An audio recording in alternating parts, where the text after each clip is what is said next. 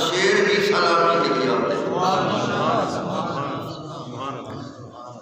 شیر بھی سلامی کے لیے آتے ہیں۔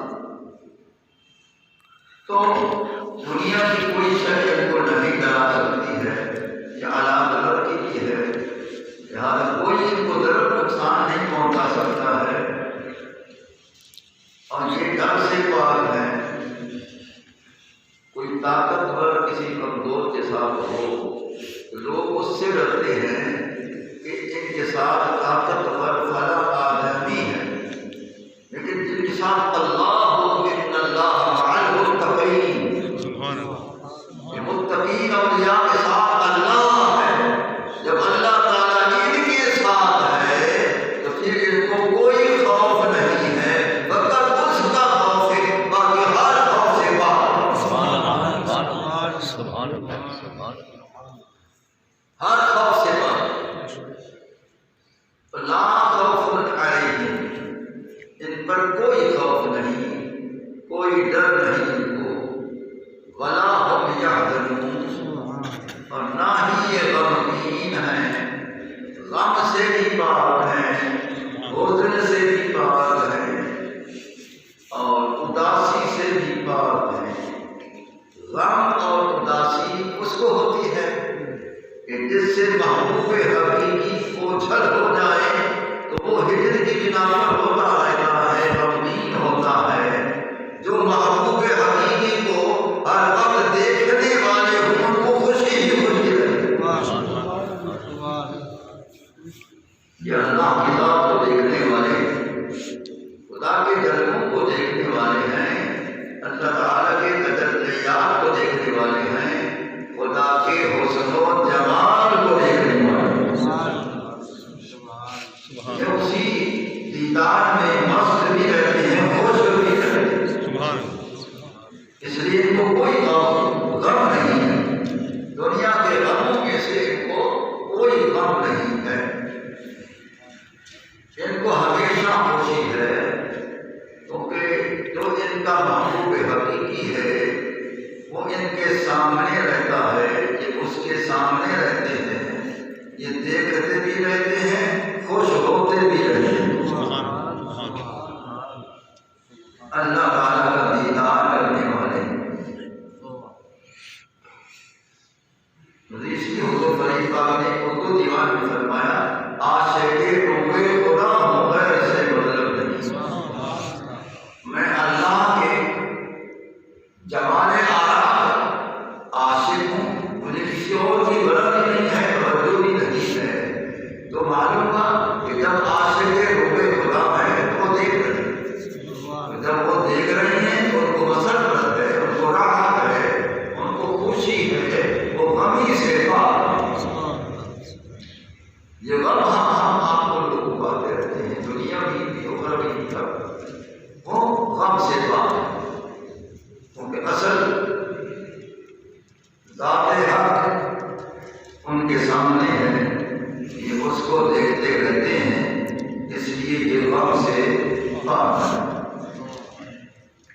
اور یہ مشاہدہ کرتے ہیں اس ذات حق۔ مشاہدہ کسے کہتے ہیں؟ جس طرح آپ مجھے دیکھ رہے ہیں، میں آپ کو دیکھ رہا ہوں، اس کو مشاہدہ کہتے ہیں۔ اگر درمیان میں کوئی رومال پردہ کوئی شے لٹک جائے تو نہ آپ مجھے دیکھ سکیں گے نہ میں آپ کو دیکھ سکوں گا، تو مشاہدہ میں کوئی پردہ نہیں ہوتا۔ اس لیے امام سورانی آج ربانی فرمایا، المشاہدۃ ہی ارتفاع الروج بین العبد و بین الرب۔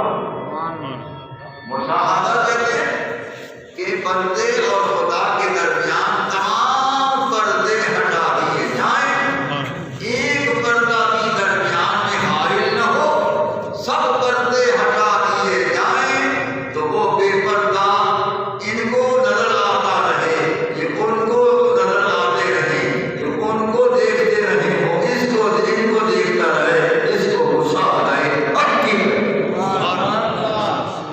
سبحان اللہ، اس کو مشاہدہ حق کی۔ تو یہ مشاہدہ جب کرتے اسی میں خوش رہتے ہیں،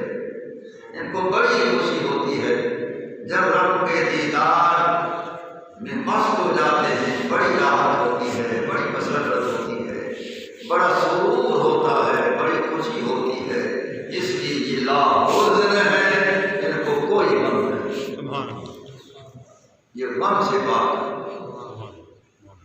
دائمی راحت ان کو حاصل ہے، دائمی مسرت ان کو حاصل ہے، دائمی خوشی ان کو حاصل ہے، دائمی سرور روحانی ان کو حاصل ہے، لہذا ہم سے پاک ہے۔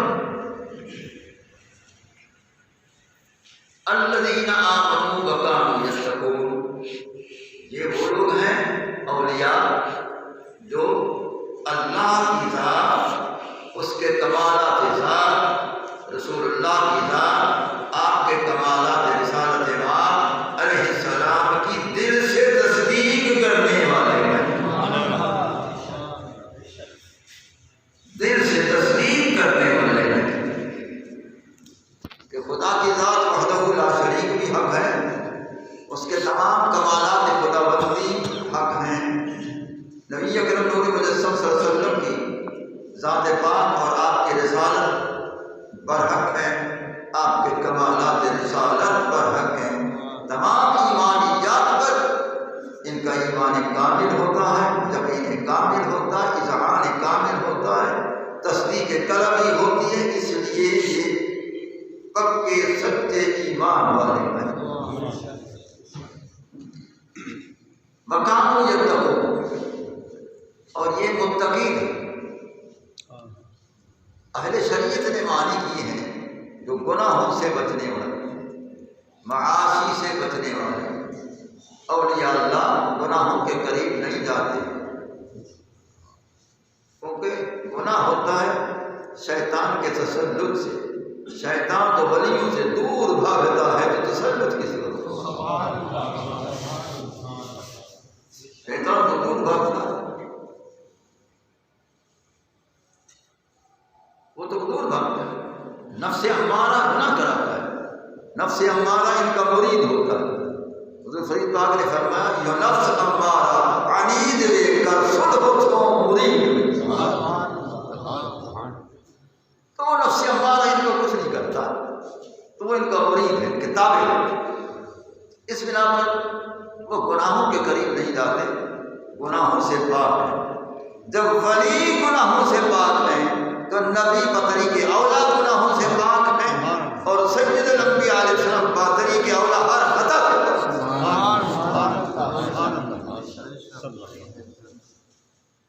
یہ شرعی معنی میں نے کیا، شریعت کا جو معنی ہے وہ میں نے کیا ہے، حقیقت والا میں نے ابھی نہیں کیا، ولیوں والا معنی ابھی میں نے نہیں کیا۔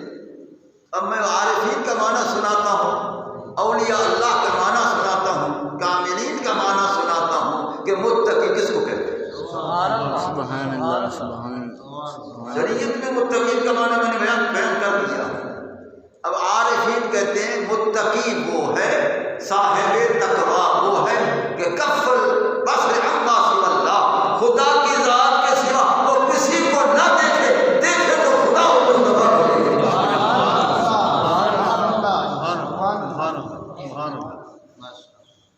یہ اولیاء کفل بصر عما سوى اللہ، اللہ کی ذات کے سوا وہ کسی کو نہ دیکھے، جب آنکھ کھلے تو جمال خدا، حسن خدا، حسن مصطفیٰ پر پڑے، سبحان اللہ، غیر پر نہ پڑے۔ اس لیے ہمارے امام اعظم سیدنا ابو حنیفہ رحمۃ اللہ علیہ فرماتے ہیں اذا نظرت فلا ارى الا اللہ، پیارے جب بھی میری نظر کھلتی ہے اور میں دیکھتا ہوں سوا تیرے میں کسی کو دیکھتا ہی نہیں۔ تو یہ اصل معنی ہے تقویٰ کا، متقی یہ حضرات جو خدا کی ذات کے سوا کسی غیر کو نہیں دیکھتے، کسی غیر کو نہیں دیکھتے۔ آپ کہیں کہ یہ ہو نہیں سکتا کہ جب ان کی آنکھ کھلے گی سامنے فلاں بھی ہے، فلاں بھی ہے، فلاں بھی ہے، فلاں بھی ہے، تو وہ غیر کو کیسے نہیں دیکھ سکتے؟ یہ سارے عین تو نہیں، تو وہ کیسے غیر کو نہیں دیکھتے ہیں؟ جب آنکھ کھلے گی جتنے لوگ سامنے ہوں گے سب نظر آئیں گے، جب سامنے لوگ نظر آئیں گے تو یہ غیر ہے، وہ خدا کی ذات کے سوا کیسے غیر کو نہیں دیکھ سکتے ہیں؟ میں سچ کہہ رہا ہوں کہ خدا کی ذات کے سوا غیر کو نہیں دیکھ سکتے، جن کو تم اور میں نے غیر سمجھا ہے وہ کہتے نہیں ہر صورت میں یار بنانے غیر نہیں موجود،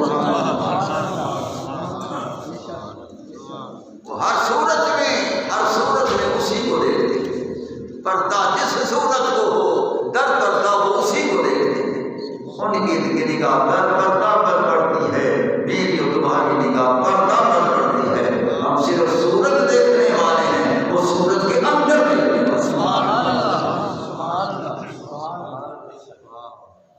اس لیے وہ غیر کو نہیں دیکھتے۔ یہ متقین ہیں، الذین آمنوا وکانوا یتقون، یہ متقین ہیں، ان کا یہ مقام ہے اولیاء اللہ، لہم البشریٰ فی الحیاۃ الدنیا وفی الآخرہ، دنیا اور آخرت میں ان کے لیے خوشخبری ہے، دنیا میں بھی یہ کامیاب ہیں، آخرت میں بھی یہ کامیاب ہیں، دنیا کے اندر بھی خدا کے دیدار کی نعمت کی خوشخبری ان کے لیے ہے، اور آخرت میں جنت میں بھی اللہ رسول اللہ نے پہلے فرما دیا ہے ترون ربکم کما ترون القمر لیلۃ القدر، فرمایا جنت میں خدا کو اس طرح دیکھو گے میرے وسیلے سے کہ جس طرح کہ دنیا میں چودھری رات کے چاند کو دیکھتے ہیں، تو اس سے اور کون سی خوشخبری؟ سب سے بڑی خوشخبری یہ لہم البشریٰ فی الحیاۃ الدنیا وفی الآخرہ۔ تو جب یہ ان کو خوشخبری یہ اللہ کی طرف سے آ گئی، لا تبدیل لکلمات اللہ، اللہ کے کلم میں تبدیل ہوتے نہیں ہیں، جو فرمان ہوتا ہے وہ اٹل ہی ہوتا ہے، اس میں تبدیلی تغیر نہیں، تبدل نہیں، تغیر نہیں، وہ اٹل فیصلہ ہوتا ہے۔ اور جب یہ مقام ان کو حاصل ہے تو اللہ فرماتے ذالک هو الفوز العظیم، سب سے بڑی کامیابی یہی ہے، سب سے بڑی کامیابی یہی ہے، وہ اولیاء اللہ کے لیے۔ تو اولیاء اللہ اللہ کے دوست بھی ہیں، اللہ تعالیٰ کے محبوب بھی ہیں، اللہ ان کا محب بھی ہے۔ تو خدا محب ہے، اولیاء محبوب ہیں، خدا ان کا دوست ہے، اللہ ان کا محب ہے، اس میں کوئی شک و شبہ نہیں۔ اللہ ان کا محب کیوں ہے؟ کس لیے؟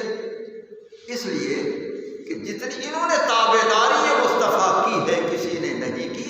اللہ نے فرمایا پیارے ان کو فرما دے قل ان کنتم تحبون اللہ فاتبعونی یحببکم اللہ، ان کو فرما دو اگر تم میری پیروی کرتے جاؤ گے تو خدا کے محبوب بنتے جاؤ گے،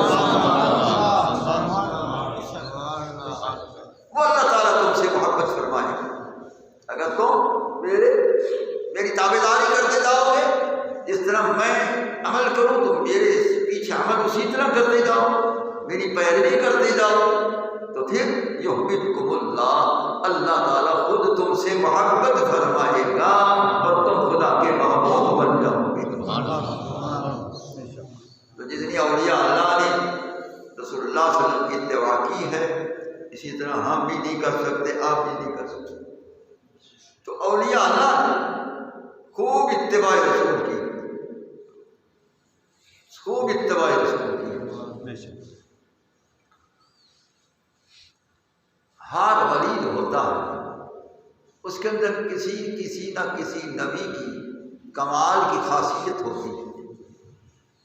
ایک ذات ایسی ہے کہ جس کے اندر نبی کریم علیہ السلام کے پورے کمالات پائے جاتے ہیں، اولیاء ایک ذات ایسی، انہوں نے خود فرمایا لِكُلِّ نَبِيٍّ قَدَمٌ وَإِنِّي عَلَىٰ قَدَمِ النَّبِيِّ بَدْرِ الْكَمَالِ، حضرت غوث پاک رضی اللہ تعالیٰ نے فرمایا ہر نبی ہر ولی کسی نہ کسی نبی کے قدم پر ہے، اور اس کے اندر کوئی نہ کوئی اس کا کمال ہے۔ فرمایا میں نبی کریم علیہ السلام نانا کریم کے پورے قدم و قدم میں چل رہا ہوں، میرے اندر تمام کمالات محمدی کے جلوے کو۔ سبحان اللہ سبحان اللہ سبحان اللہ۔ فقط یہ ذات ہے جس کے اندر اللہ تعالیٰ نے نبی کریم علیہ السلام کے پورے کمالات کے تجلیات ان کو عطا فرمائے ہیں۔ ان کو عطا فرمائے۔ ایک ہے تجلیات کو حاصل کرنا، ایک ہے تجلیات کے دریا میں غوطہ لگانا۔ یہ حضور غوث پاک ان اولیاء میں سے ہیں، صرف ان کو عطا نہیں کیا گیا، یہ غوطہ لگایا ہے، غوطہ۔ فرمایا انا عائش فی بحار علمہ و مشاہدتہ، اللہ تعالیٰ کے مشاہدہ کے تجلیات میں، خدا کے علم کے سمندر بے کرام میں میں غوطہ لگانے والا ہوں۔ یہ غوطہ دن اللہ تعالیٰ کے دریائے علم کے اندر، اور بہار فرمایا اس کے علم کے جتنی دریا ہے سمندر بے کرام اس کے اندر غوطہ لگانے والا میں ہوں۔ ہم تو دنیا کے پانی کے دریا میں غوطہ نہیں لگا سکتے ہیں، جو اللہ تعالیٰ کے علوم کے دریاؤں میں غوطہ لگانے والا ہو اس کا نام ہے۔ سبحان اللہ، سبحان اللہ، سبحان اللہ۔ باہر بھی نہیں فرما بہار، کتنے اللہ تعالیٰ کے علوم کے دریا ان کے اندر غوطہ لگائے۔ تو دریا میں غوطہ لگاتے ہیں نہانے کے لیے، میں کچیر اتر جا اس لیے غوطہ لگاتے، نہر میں کوئی نہاتے ہیں، کوئی دریا میں بھی نہا سکتے ہیں، تو وہ اس لیے کہ تاکہ ہماری میل کچیر اتر جائے، غسل ہو جائے، یہ اس لیے غوطہ نہیں لگاتے۔ یہ تو صاف شفاف ہے، یہ اس لیے غوطہ اصل میں اللہ تعالیٰ کے تجلیات میں خدا کے علوم کے اندر غوطہ اس لیے لگاتے اس دریا کے اندر کہ دریا کی تہ میں موتی ہوتے ہیں۔ دریا کے نیچے تہ میں موتی ہوتے ہیں، تو یہ معارف کے عرفان کے معرفت کے موتی لے آتے غوطہ لگا کر، یہ موتی لے آتے ہیں، اور وہ موتی معارف کے لا کر پھر اپنے غلاموں میں جسے چاہتے ہیں جتنی چاہتے ہیں پھر سبحان اللہ، سبحان اللہ، سبحان اللہ۔ یہ سمجھ آیا؟ ہاں، اس لیے حضور سرکار بغداد رضی اللہ تعالی عنہ نے غوطہ لگایا کہ کسی ولی نے یہ دعویٰ نہیں کیا کہ میں اللہ کے علوم کے سمندر میں غوطہ در ہوں۔ حضور غوث پاک رضی اللہ تعالی عنہ نے فرمایا انا عائش فی بحار علمہ و مشاہدتہ، میں اللہ تعالیٰ کے مشاہدہ کے تجلیات میں بھی غوطہ در ہوں، اور اللہ تعالیٰ کے علوم کے سمندر بے کرام میں بھی غوطہ در ہوں، اور غوطہ لگا کر جتنی موتی تھے معارف کے وہ میرے غوث پاک لا چکے ہیں اور اپنے سلسلے میں تقسیم فرما دے، اور یا جسے چاہتے ہیں اس کو عطا فرماتے ہیں، چاہے ان کے سلسلے سے وابستہ بھی ہے یعنی قادری ہے، یا ان کے سلسلے سے وابستہ نہیں ہے، عقیدت مند ہے، وہ ایسے سخی ہیں کہ اپنے سلسلے والوں کو بھی دیتے ہیں، دوسرے سلسلے والے کے عقیدت مندوں کو بھی دیتے ہیں،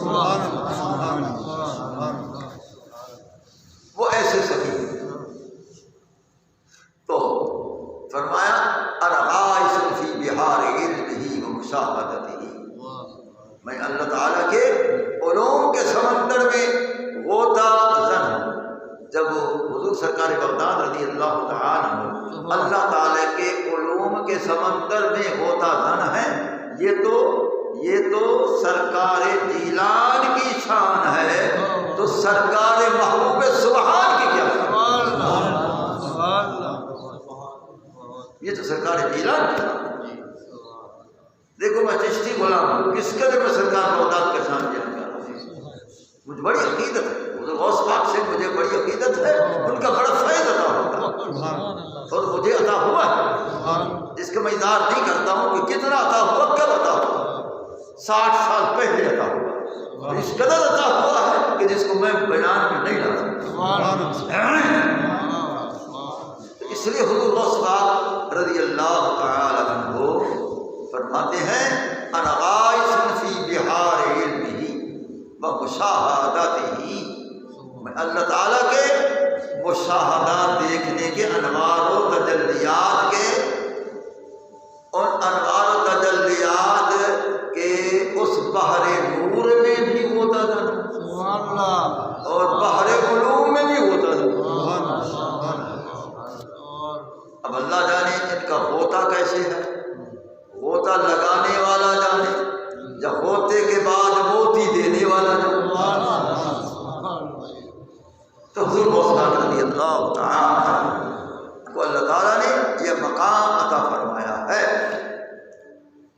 تو اولیاء اللہ جو ہیں خدا کے محبوب ہیں۔ حضور غوث پاک رضی اللہ تعالیٰ عنہ مشہور ہے کہ وہ محبوب سبحانی ہے،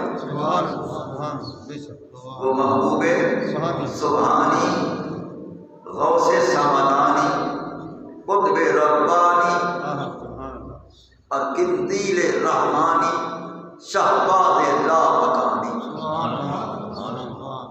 شہباز لامکانی، حضرت غوث العظم سرکار شیخ عبد القادر جیلانی رضی اللہ تعالی عنہ۔ تو جب یہ مقام حضور غوث پاک کا ہے کہ غوث اعظم شہباز لامکان، کہنے والے نے بڑی عقیدت کا اظہار کیا ہے کہ غوث اعظم شہباز لامکان جن کی نظروں میں زمین و آسمان، جب زمین ساری زمین ان کی نظر میں ہے تو ہم بھی تو زمین پر بیٹھے ہوئے، ہم بھی اس کی نظر میں، اب بھی ان کی نظر پڑ رہی ہے۔ یہ میں شان اس لیے نہیں بیان کر رہا کہ ان کی نظر نہیں، ان کی نظر ہے تو میں بیان کر رہا ہوں، اور ان کی نظر ہے تو آپ سبحان اللہ کہتے ہیں۔ سبحان اللہ۔ میں کبھی اپنی تقریر میں نہیں رہتا مقرر ان کی طرح سبحان اللہ کہو تو میں کہوں گا سبحان اللہ کہو، نہیں، تم خود کہو۔ ہاں، میں کبھی نہیں کہتا سبحان اللہ کہو، تم نے خود کہنا ہے، کیونکہ جو دل سے بات نکلتی ہے اثر رکھتی ہے۔ سبحان اللہ، بے شک پر نہیں طاقت برباد وقت رکھتی، مجھے کہ سبحان اللہ کہلوانے کی ضرورت نہیں، خود کہنا ہے۔ پی کر فریدی جام تم، تی رند مست بدام تم، دیوری ودا لگام تم، وہوا کری ساری فلک۔ اب خود وہوا کریں۔ تو حضور غوث ثقلین رضی اللہ تعالی عنہ وہ شہباز لامکانی ہیں اور قندیل رحمانی ہیں، غوث سمدانی ہیں، محبوب سبحانی۔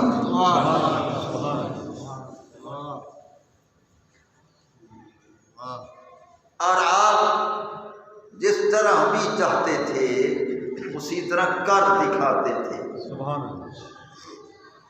اور جتنا وہ شفیق ہیں، جتنا وہ کریم ہیں، شاید کوئی ہو۔ دیکھو بڑھیا کا بیڑا مشہور ہے، بڑھیا کا بیڑا مشہور ہے۔ کیا ہے بڑھیا کے بیڑے کا قصہ؟ کیا ہے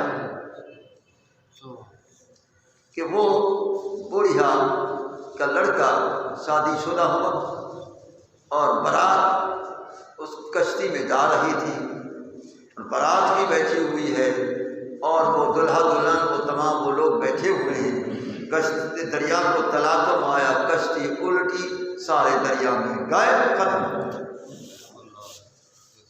اور اس دلہا کی ماں جو ہے روزانہ اس کنارے پر آ کر روزہ روتی تھی کہ اسی دریا میں میرا لڑکا ختم ہو گیا، بارات ختم ہو گئی، دلہا دلہن اس میں ختم ہو گئی۔ وہ روزانہ رو رو کر چلی جاتی تھی، ان کی یاد ان کو رلاتی تھی، اور وہ اپنے بیٹے اور برات اور تمام کی جدائی میں وہ روزانہ رو رو کر چلی جاتی تھی۔ تو ایک دن اس کی قسمت کھل گئی، ایک دن اس کی قسمت کھل گئی، وہ رو رہی تھی، حضور غوث ثقلین کا گزر، اور جب یہ کرم فرمانا چاہتے ہیں تو وہاں خود پہنچ جاتے ہیں، وہاں خود پہنچ جاتے ہیں۔ تو آپ نے دیکھا بڑھیا رو رہی ہے، فرمایا بی بی تو کیوں رو رہی ہے؟ محبوب بندے میرا لڑکا شادی شدہ بمے برات کسی دریا میں ختم ہو گیا ہے اور وہ دریا میں غرق ہو گئے سارے، میں تو 12 سال ہو گئے، 12 سال رو رو کر چلی جاتی ہوں۔ اس کے رونے کا بھی کمال ہے کہ 12 سال کا عرصہ ہو، 12 سال کا عرصہ ہو گیا، تو وہ ان کی جدائی میں رو رو کے چلی جاتی ہے۔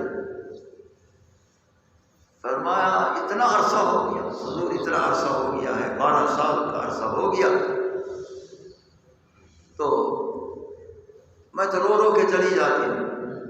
آپ کو بڑا رحم آیا اس طویل مدت رونے پر، اتنی لمبی مدت روتی رہی ہے، تو آج اس کا رونے کا جو بدلہ ہے وہ اس کو دیا جائے کہ سب کو زندہ کر دیا جائے۔ سبحان اللہ، سبحان اللہ، سبحان اللہ، سبحان اللہ۔ آج ہم سب کو زندہ کر دیا جائے۔ اب ان کو 12 سال ہو گئے ہیں، مچھلیاں کھا گئی، جانور دریا کے کھا گئے اور 12 سال ہو گئے۔ فرمایا آج ان کو زندہ کر دیا جائے تو میرے شہنشاہ بغداد وہ ہیں جو 12 سال کے مردوں کو بھی زندہ کرتے ہیں۔ 12 سال کے مردوں کو زندہ فرمایا، اور مچھلی کے پیٹ میں ان کے اجزاء چلے گئے، 12 سال ہو گئے، وہ اجزاء سب واپس کرائے اور ان کے ہڈیاں جوڑی، ان کے گوشت لگا، ان کی شکلیں بنی، صورت بنی، سب کچھ مکمل تیار ہو گیا۔ وہ بمائے بیڑا جو بھی تھا وہ ساری برات ہوا۔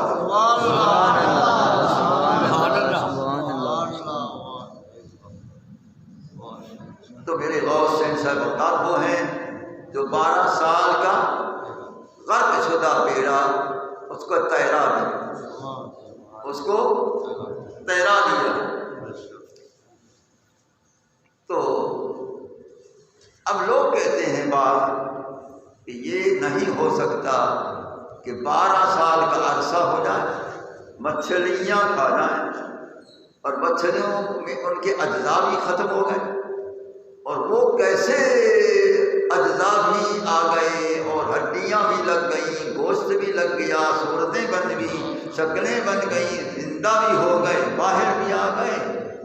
لوگ کہتے ہیں یہ نہیں ہو سکتا، یہ عقل کو دخل دیتے ہیں، ان کو پتہ نہیں ہے کہ یہ کرامت ہے۔ کرامت الاولیاء حق، اولیاء کی کرامت حق ہے۔ کرامت کس کو کہتے ہیں؟ کہ عقل نہ تسلیم کرے اور وہ شے ہو جائے جس سے اس کو اس کی کرامت ہے۔ اسی طرح عقل نہ تسلیم کرے اور اللہ کے نبی سے وہ کام ہو جائے اس کو اس کا معجزہ کہتے ہیں۔ اسی طرح عقل تسلیم نہ کرے لیکن خدا کی قدرت سے وہ کام ہو جائے اس کو خدا کی قدرت کہتے ہیں۔ ارے طاقت ایک ہے، نام اپنے، طاقت ایک ہے، قوت ایک ہی ہے، نام اپنے اپنے، قدرت خدا وہ بھی اسی کی قوت، اور معجزہ مصطفیٰ وہ بھی اسی کی قوت، معجزہ اور کرامت اولیاء وہ بھی اسی کی قوت، کو قوت ایک ہی ہے تو نام مختلف ہیں۔ تو جب قوت ایک ہے تو خدا کی قوت سے کون سی چیز بعید ہے؟ یہ سب کچھ اللہ نے کیا، ان کو زندہ خدا نے کیا۔ آپ کی کرامت کا اظہار کرنے کے لیے اللہ نے زندہ کر دیا، وہی تو وہ ہے، زندہ کرنے والا وہی ہے۔ ظاہر میں سرکار محبوب سبحانی ہیں، اصل میں تو قوت ربانی ہے، اصل میں تو قوت ربانی ہے، اصل میں قوت ربانی ہے۔ اور وہ بیڑا ترایا تو اللہ تعالیٰ نے، اور وہ ان کو زندہ کیا تو اللہ تعالیٰ نے۔ اگر یہ ساری دنیا ختم ہو جائے گی اور قبروں میں کوئی مٹی بھی ہو گئے، کوئی ختم بھی ہو گئے، کسی کا نام و نشان بھی نہ رہا، ختم ہو گئے قبروں کے اندر، لیکن اللہ فرماتا ہے کہ قیامت کے دن ہم سب کو قبروں سے اٹھائیں گے تو سارے اجسام بھی ہوں گے، جسم بھی ہوں گے، شکلیں بھی ہوں گی، صورتیں بھی ہوں گی۔ ارے جو اتنی سینکڑوں ہزاروں سال کے مردوں کو جو مٹی ہو گئے ان کو زندہ کر سکتا ہے تو 12 سال والوں کو بھی زندہ کر سکتا ہے۔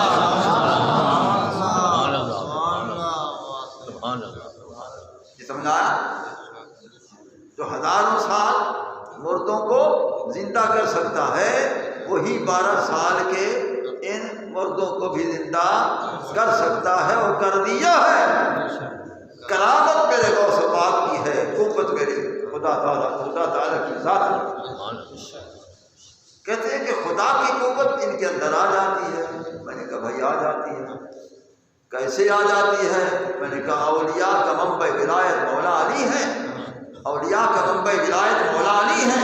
مولا علی خود فرماتے ہیں کہ جب انہوں نے ایک پاؤں کے انگوٹھے کی ٹھوکر سے درہ خیبر کو اڑا دیا تھا جو 40 آدمی بھی نہ اٹھا سکے، ان سے پوچھا گیا حضرت اتنا بدری وہ آپ نے اس کے دروازے پہ خیبر کے دروازے اٹھا دیا؟ فرمایا واللہ ما قنعت باب خیبر بقوت جسدانیت ولکن بقوت ربانیت۔ فرمایا اللہ کی قسم ہے میں نے اس دروازے کو اپنے جسمانی طاقت سے نہیں اکھیڑا، میں نے ربانی طاقت سے اکھیڑ دیا۔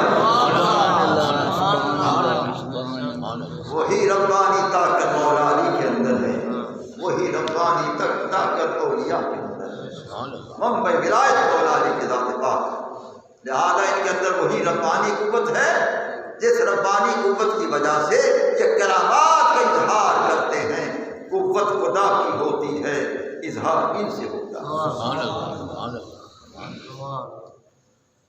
تو لہذا اللہ تعالیٰ کی قوت کا اظہار ہوا اور ان کی کرامت ہو گئی، لہذا اللہ تعالیٰ نے زندہ کیا ہے۔ تو ظاہر میں سرکار بغداد کھڑے ہوئے ہیں لیکن قوت اس کی ہے۔ کہتے قرآن سے ثابت کرو کہ یہ نبیوں کی ولیوں کی یہ قوتیں اللہ کی ہیں۔ میں نے کہا ہاں بھی قرآن میں ہے، قرآن میں ہے۔ میں نے کہا قرآن کہاں ہے؟ میں نے کہا سن لو، ان القوت للہ جمیعا، فرمایا تمام قوتیں نبیوں کی ولیوں کی تمام کی قوت مل جل کر اللہ کی قوتیں ہیں۔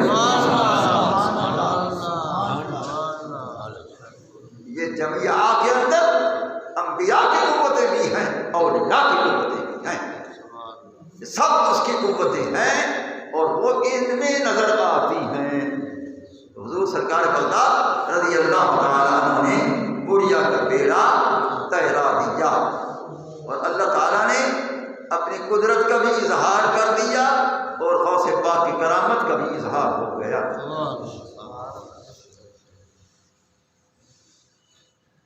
پھر بھی اگر نہیں مانتے ہیں تو ان کی کتاب ہے تذکرۃ الرشید میرے پاس ہے، اس میں ہے کہ بحری جہاز چل رہا تھا، تلاطم سمندر کو آیا، کپتان جہاز نے اعلان کر دیا کہ سوا ڈوبنے کے چارہ نہیں ہے، اب تیار ہو جاؤ ڈوبنا ختم، ہم بھی سب ڈوبنا ختم، کوئی چارہ نہیں۔ ان کے وہ مولوی نے پکارا، حاجی امداد اللہ مہاجر مکی کو جو ان کا پیر تھا، ان کو پکارا کہ حضرت ہمارا یہ جہاز ڈوب رہا ہے، مہربانی فرمائیں۔ وہ لکھ رہا ہے کہ تھوڑی دیر کے بعد آواز آئی کہ مت گھبراؤ مت گھبراؤ، ہم جہاز کو تیرا چکے ہیں، ان کی تھپیڑ سے پانی کی تھپیڑ سے الگ کر دیا، بچا دیا ہے، اب یہ کنارے تک پہنچ جائے گا، ہماری مدد تمہارے ساتھ ہے۔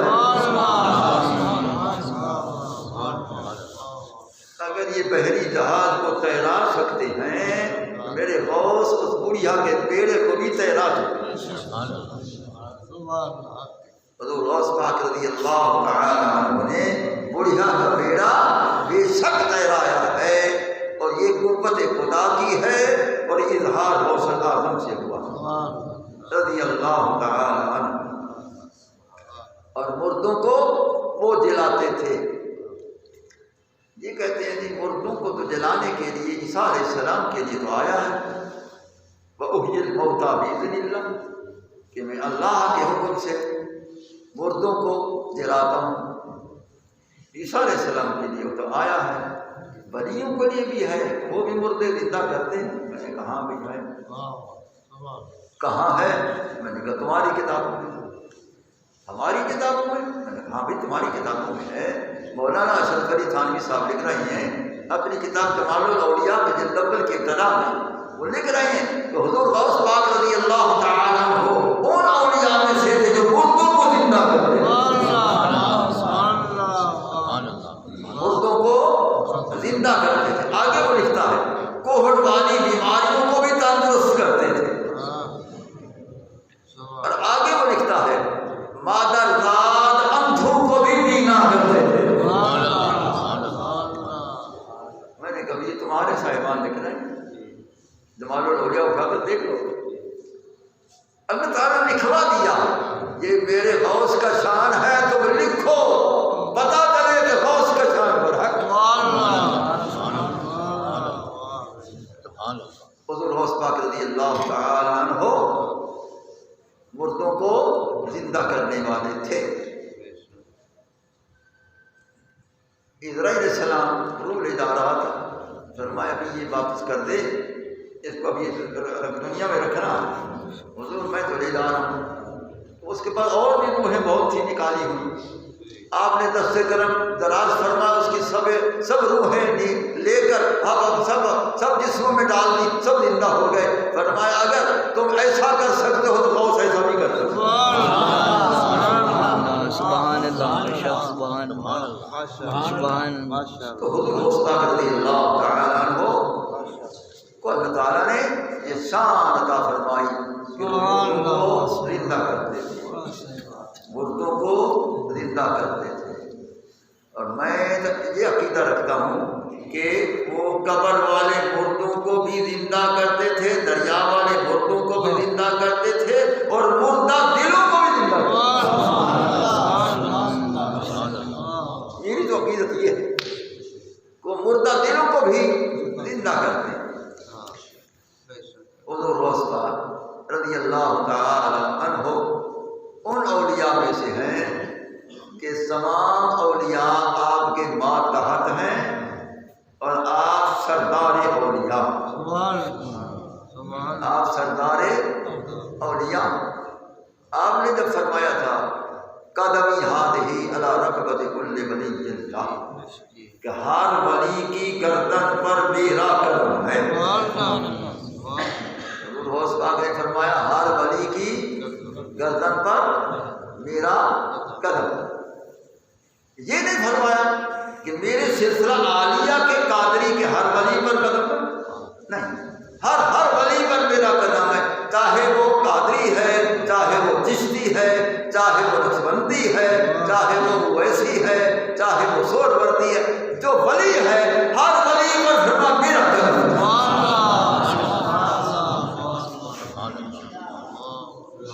دیکھا کل ولی کل ولی، یہ موجبہ کلیہ ہے، تمام پر اس کا اطلاق ہے۔ جس سلسلے کے اولیاء ہیں ان سب پر میرے غوث کا قدم ہے۔ سبحان اللہ۔ اور جو غوث پاک کے قدم کو نہیں مانتا اس کو ولایت مل گئی۔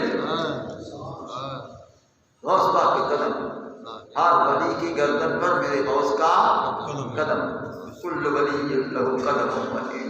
فرمایا لکھو قدمی ہاتھی علی رکبت کل ولی اللہ، ہر ولی اللہ کے ہر ولی کی گردن پر میرا قدم ہے۔ اللہ کے ہر ولی کی گردن پر میرا قدم ہے۔ آپ نے بغداد شریف میں فرمایا، منبر شریف پر بیٹھ کر فرمایا، ٹھیک ہے، تو وہ سامعین نے سنا جو سامنے بیٹھے تھے، انہوں نے سنا، تو اللہ تعالیٰ نے ہوا کو حکم فرمایا کہ یہ میرے غوث کا فرمان دھرتی کے کل اولیاء کو پہنچا دے کہ سر گردن جھکا دے۔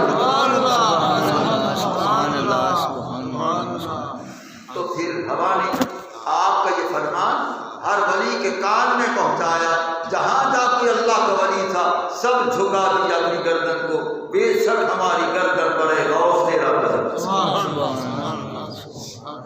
اے غوث تیرا قدم، اے غوث تیرا قدم۔ ہر ولی گردن جھکا دی کہ اے غوث تیرا قدم۔ سب نے کہا کہ اے غوث پاک آپ کا قدم میری گردن پر بے شک ہے کہ آپ نے جو فرمایا. ایک شخصیت ایسی ہے جس نے فرمایا الا عینی و راسی، میری گردن پر بھی تیرا قدم، میری آنکھوں پر بھی تیرا قدم، میرے سر پر بھی تیرا قدم. وہ کون ہے جنہوں نے یہ فرمایا؟ وہ میرے شیخ کے شیخ کے ساتھ حضور خواجہ معین الدین چشتی رحمۃ اللہ علیہ. انہوں نے فرمایا، خراسان میں چلہ فرما رہے تھے، وہیں فرمایا الا عینی و راسی، اے غوث میری آنکھوں پر بھی تیرا قدم، میرے سر پر بھی تیرا قدم، میری گردن پر بھی تیرا قدم. اس لیے سلسلہ عالیہ قادریہ کے بعد درجہ چشتیہ کا، سلسلہ عالیہ قادریہ کے بعد درجہ چشتیہ کہ حضرت نے یہ فرمایا کہ جہاں ہمارے سربراہ اشتہار بہے سے جھک جائیں ہم پہلے جھکے ہوئے.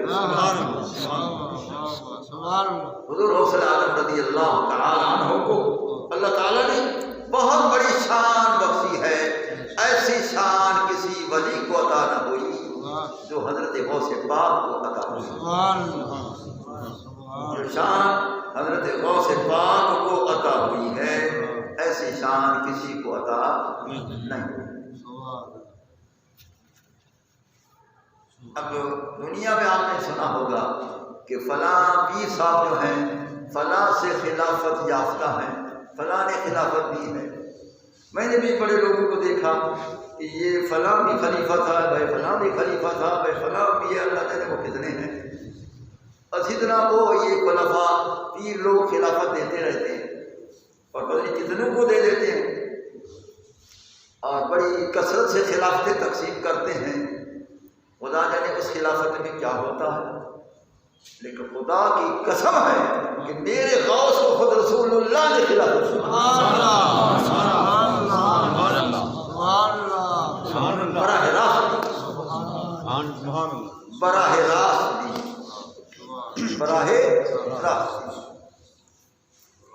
براہ راست زیارت کروا کے دیدار کروا کے آپ نے پوشاک کے قطبیت پہنا لی ہے.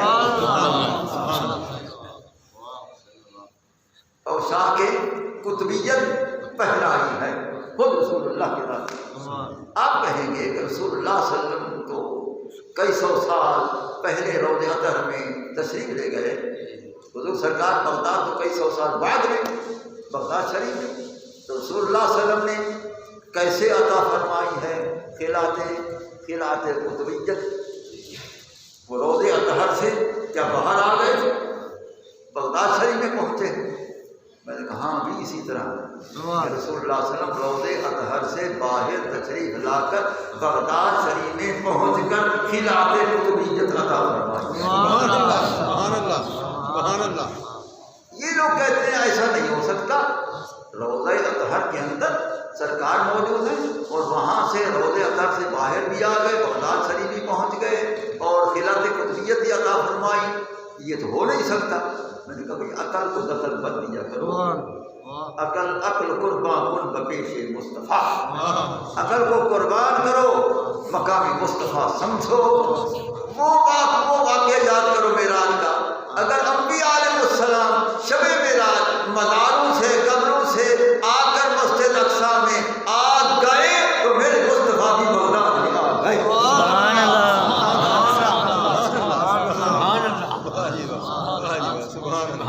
کوئی سمجھ آ رہی ہے؟ اگر سابقین انبیاء علیہ السلام اپنی قبروں سے اپنے مزاروں سے وہ مسجد اقصی میں تشریف لے آئے، اجساد سمیت جسم سمیت روح سمیت، سرکار کی اقتدا بھی کی ہے اور مصافحہ معانقہ بھی کیا ہے، مرحبا بھی عرض کیا. وہ اگر وہ آ سکتے ہیں تو میرے نبی کریم سردار انبیاء وہ بدری کے اولاد تشریف لائے اور بغداد شریف میں تشریف لائے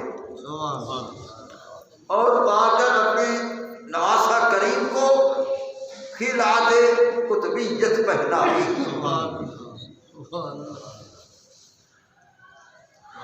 اب میں بتاتا ہوں کہ رسول اللہ صلی اللہ علیہ وسلم بغداد شریف میں آئے وقت کون سا تھا؟ سبحان اللہ وقت کون سا؟ اب دیکھو یہاں میری گھڑی پر 2:20 ہو رہے ہیں، 10 منٹ باقی ہیں آپ کے جمعہ۔ اب میں بتاتا ہوں کہ جب رسول اللہ صلی اللہ علیہ وسلم تشریف لائے تھے خلعت قطبیت پہنانے کے لیے، وہ وقت کون سا؟ سبحان اللہ سبحان اللہ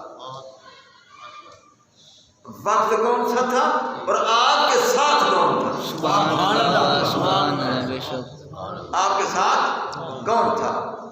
اور جو ساتھ تھا میرے سرکار بغداد نے اس کو بھی پہچانا کہ صرف نانا کریم کو پہچانا۔ سبحان اللہ سبحان اللہ سبحان اللہ سنو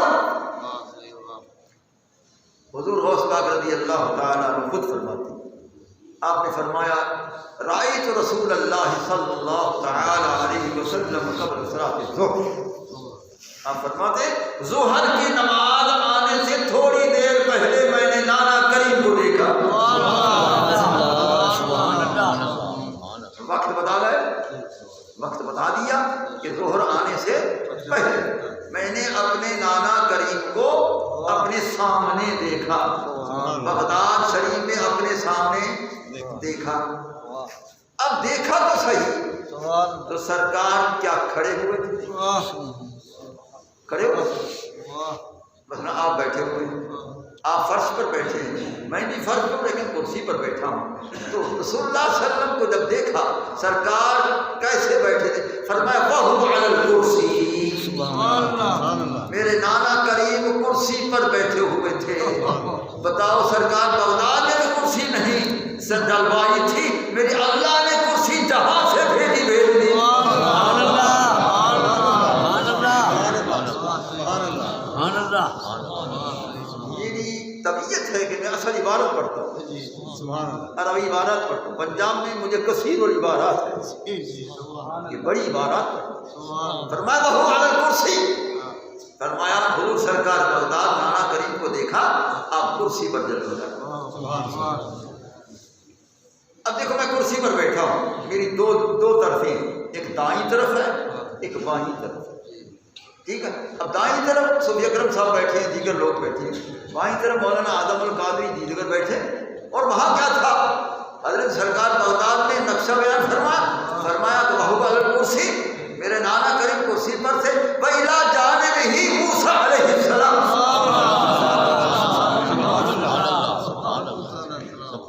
فرمایا دائیں طرف سیدنا موسیٰ علیہ السلام کھڑے تھے، سیدنا موسیٰ علیہ السلام کھڑے تھے۔ موسیٰ کا نام وہ بتا رہا ہے جو موسیٰ کو پہچانتا ہے۔ اگر میرے سرکار غوث پاک ہزاروں سال پہلے جانے والوں کو پہچان سکتے ہیں تو ہم بعد والوں کو بھی پہچانے ہوتے۔ میرا تو ایمان ہے مجھے پہچانتے ہیں کہ میرا سچا غلام، آپ کا بھی اسی طرح عقیدہ ہونا چاہیے، تو ہم سب کو پہچانتے ہیں۔ فرمایا وَإِلَىٰ جَانِبِهِ موسیٰ علیہ السلام، موسیٰ علیہ السلام دائیں طرف ہے۔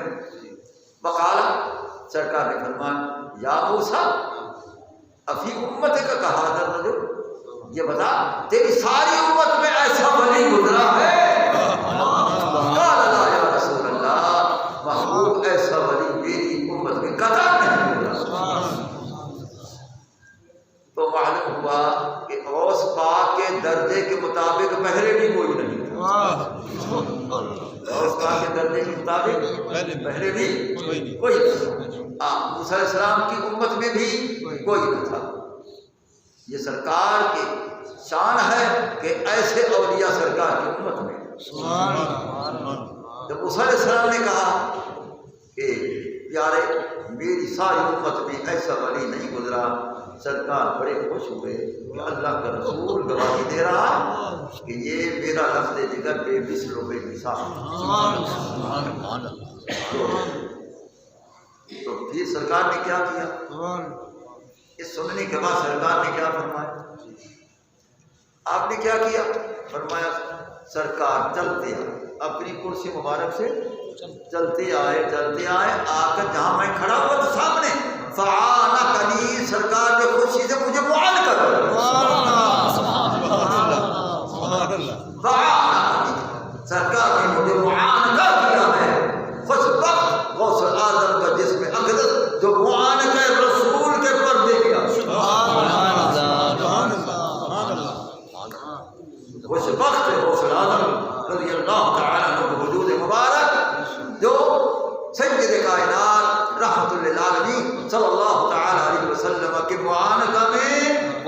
فیض ہیں، جو مان کے رسول بھی آ چکا ہے اس کی کیا دیکھا؟ یہ معانقہ کرنا محبت کی دلیل، یہ معانقہ کرنا محبت کی دلیل ہے کہ غوث پاک سے رسول اللہ کو کتنا محبت ہے، اور جو محبت کرنے والا ہوتا ہے وہ محب ہوتا ہے۔ معلوم سرکار غوث پاک محبوب رسول بھی ہے، محبوب خدا بھی ہے۔ سمجھاتا؟ ہاں، تو کہانا خالی مجھے معانقہ فرمایا۔ اب یہاں تک کافی تھا، اظہار محبت یہاں تک کافی تھا۔ اب آگے سنیں، جس طرح میں نے کہا کہ رسول اللہ صلی اللہ علیہ وسلم نے خود تشریف لا کر براہ راست ان کو پوشا کے خلعت قطبیت پہنائی۔ آگے سرکار فرماتے غوث پاک آپ نے فرمایا معانقہ چھوڑ کر فرمایا البسنی خلعتان، مجھے پوشاک پہنا۔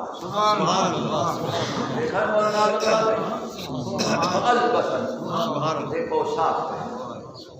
وقال سرکار نے فرمایا هذه خلعت القطبیت علیک یا ولدی، فرمایا میرے لفظ دیگر سن لے کہ میں قطبیت کی پوشاک بنا چکا ہوں۔ قطب الاولیاء تو ہے،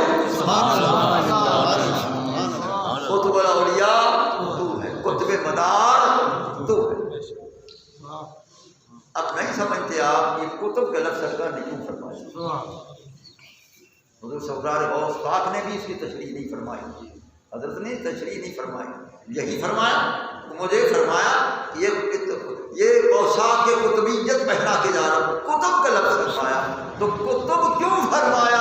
اب میں بتاتا ہوں قطب کیوں فرمایا۔ سبحان اللہ سبحان اللہ سبحان اللہ سبحان اللہ۔ یہ کتابوں والے چھوڑ جاتے ہیں، نہیں لکھتے ہیں، تو پھر میں بتاتا رہتا ہوں۔ میں کیوں بتاتا ہوں مجھے کوئی بتاتا ہے، سچ بات مجھے کوئی بتاتا۔ سنو تو وہ قطب اس لیے فرمایا کہ اے کائنات سن لو کہ میں نے قطب الاولیاء اس کو بنا دیا۔ قطب کے جو لغوی معنی ہے، لفظی معنی ہے، وہ چکی کے درمیان جو لوہے کا کیل ہوتا ہے کہ چکی اس کے ارد گرد گھومتی ہے، درمیان وہ کیل ہوتا ہے، اس کو قطب کہتے ہیں عربی میں۔ تو یہ قطب الاولیاء ہے کہ سارے اولیاء قیامت تک اس کے ارد گرد پھرتے رہیں۔ سبحان اللہ سبحان اللہ سبحان اللہ سبحان اللہ سبحان اللہ۔ سب اولیاء اس کے ارد گرد پھرتے رہیں۔ قادری ہیں تو پھرتے رہیں گے، چشتی ہیں پھرتے رہیں گے، نقشبندی ہیں پھرتے رہیں گے، سہروردی ہیں پھرتے رہیں گے، اویسیہ ہیں پھرتے رہیں گے، کوئی بھی شادی ہے، کوئی بھی سلسلے کے اولیاء ہوں وہ اس کے ارد گرد پھریں گے، کیونکہ یہ قطب الاولیاء ہے۔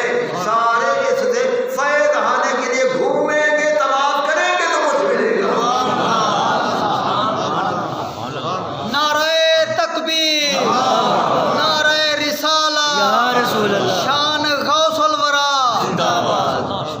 چلو اس کو خیال تو آیا نعرہ لگانے کا، سبحان حضور غوث پاک کے نعرہ لگا دیا۔ سبحان اللہ ہاں زندہ دل ہو کر بیٹھا کرو، مردہ دل نہیں، سبحان اللہ زندہ دل ہو کر بیٹھا کرو۔ سبحان اللہ۔ حضور غوث پاک رضی اللہ تعالی عنہ کا میں ذکر کر رہا ہوں، میرا ایمان ہے غوث پاک سن رہے ہیں، سبحان اللہ سبحان اللہ۔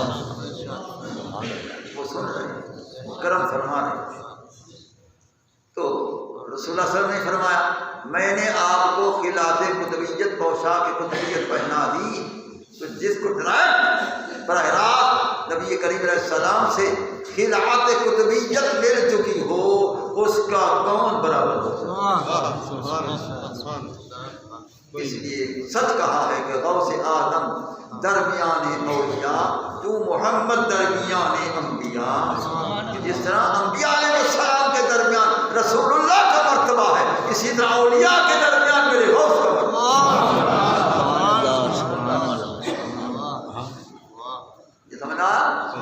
جس طرح انبیاء علیہ السلام کے درمیان میرے رسول اللہ صلی اللہ علیہ وسلم کا مرتبہ ہے، اسی طرح اولیاء کے درمیان میرے غوث پاک کا مرتبہ ہے۔ نہ رسول اللہ کے مرتبے کے کوئی برابر ہے، نہ میرے غوث کے مرتبے کے کوئی برابر ہے۔ یہ سمجھ آتا؟ حضور غوث پاک رضی اللہ تعالی عنہ کو اللہ تعالیٰ نے طرف سے مددگار ہیں. کیونکہ ولی کا معنی میں ترجمے میں کر دیا کہ مانا مددگار ہے. حضور غوث پاک رضی اللہ تعالیٰ عنہ ہمارے ولی ہو کر مددگار. ولی کے معنی مددگار. ایسا کہ غوث عالم اب مدد کی بار ہے سالے خستہ نہیں فوزار ہے. غوث عالم شاہ باز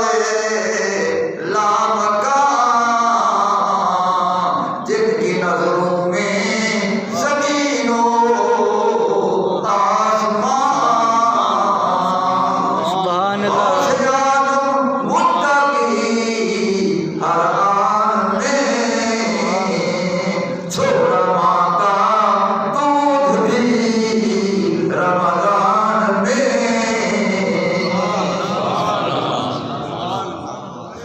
غوث عالم صاحب ایوان وقت جس نے چوروں کو بنایا قطب وقت. جس نے چوروں کو بنایا قطب وقت. غوث عالم اب مدد کی بار ہے سالے کے خستہ نہیں فوزار ہے. مگر داوے بلا افتاد کشتی مدد کن یا معین الدین چشتی. امداد کن الحمد غم آزاد کن در دین و دنیا شاد کن یا شیخ عبدالقادر. سبحان اللہ. امداد کن الحمد غم آزاد کن در دین و دنیا شاد کن در دین و دنیا شاد کن یا شیخ عبدالقادر. مگر داوے بلا افتاد کشتی مدد کن یا معین الدین چشتی. یہ مدد مانگا کرو کہ غوث پاک کو مدد مانگا کرو ان سے تو بیڑا پار ہو جاتا ہے. وہ مدد کرنے والے ولی کے معنی ناصر. مدد کرنے والا وہ ناصر المسلمین ہے. مسلمانوں کی مدد کرتے ہیں. میں ایک جگہ تقریر کر رہا تھا تو کوئی پڑھتی آ گئی کہ یہ نام ناصر المسلمین ان کو کہتے ہیں. ناصر تو خدا ہے, مددگار تو خدا ہے. تو میں نے کہا تو بے عقل ہے کہ ان کی مدد کسی غیر کی مدد ہے. روح البیان میں نے لکھا ہے الاستعانۃ بالانبیاء والاولیاء استعانۃ باللہ تبارک و تعالی. انبیاء اور اولیاء سے مدد مانگنا در حقیقت خدا سے مدد مانگنا. کہ تم جاہل مطلق عقل آئے نہیں آئے. جہل اہل سنت میں علم ہے, ان لوگوں میں جہل. الاستعانۃ بالانبیاء والاولیاء استعانۃ باللہ تبارک و تعالی. انبیاء اور اولیاء سے مدد مانگنا اللہ سے مدد مانگنا. یہ خدا کی مدد ہے. میرے غوث کی مدد خدا کی مدد ہے. جب میں نے جواب دیا پھر وہ لکھتا کہ یہ تو جب ہے جب وہ دنیا میں زندہ ہوتے. جب وہ دنیا میں زندہ ہوتے تو میں نے کہا یہ تو مان لیتے کہ دنیا میں مدد کر سکتے. پہلے یہ تو مان قبر والی مدد میں ثابت کر. پہلے یہ مان لے کہ وہ مدد کرتے ہیں. اب میں قبر والی مدد میں ثابت کرتا ہوں. سبحان اللہ. ملا علی قاری رحمۃ اللہ علیہ فرماتے ہیں میں یستبد فی حیاتہ یستبد بعد وفاتہ. جن حضرات سے عالم دنیا میں مدد لینا جائز ہے مداروں میں جائیں تب بھی مدد لینا جائز. سبحان اللہ. میں نے کہا شاہ عبدالحق محدث دلی کو شیخ محقق علیہ الاختراع تم بھی کہتے ہو ہم بھی کہتے ہیں. بطاری شریف میں ارشد الجماعت میں لکھتے ہیں ہر کا استمداد کرتا شبت بوائے در حیات استمداد کرتا میں شبت بوائے عبادت وفات. جن حضرات سے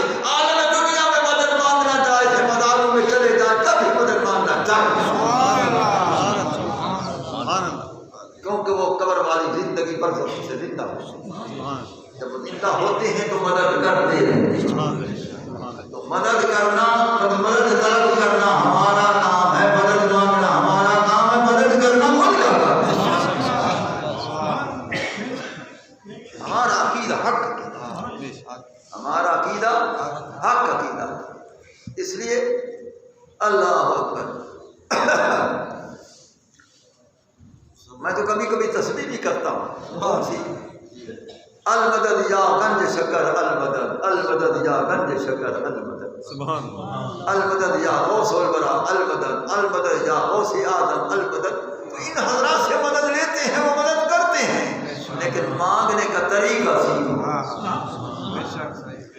مانگنے کا طریقہ سیکھو. آج میں طریقہ بتاتا ہوں، پھر اس کے بعد مدد مانگو، مدد پہنچے گی. ہاں بھائی بتاؤں کہ نہیں؟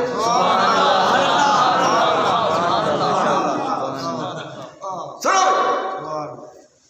ان سے مدد مانگنے کا طریقہ یہ ہے، جب وہ مدد کرتے ہیں ان سے یہ عرض کیا جائے حضور ہماری کوئی حقیقت نہیں ہے، آپ کے سامنے ہم کچھ نہیں ہیں، ہمیں ہماری مدد کر دے مگر اپنے مرشد کا واسطہ، اپنے مرشد کریم کا واسطہ ہماری مدد کر.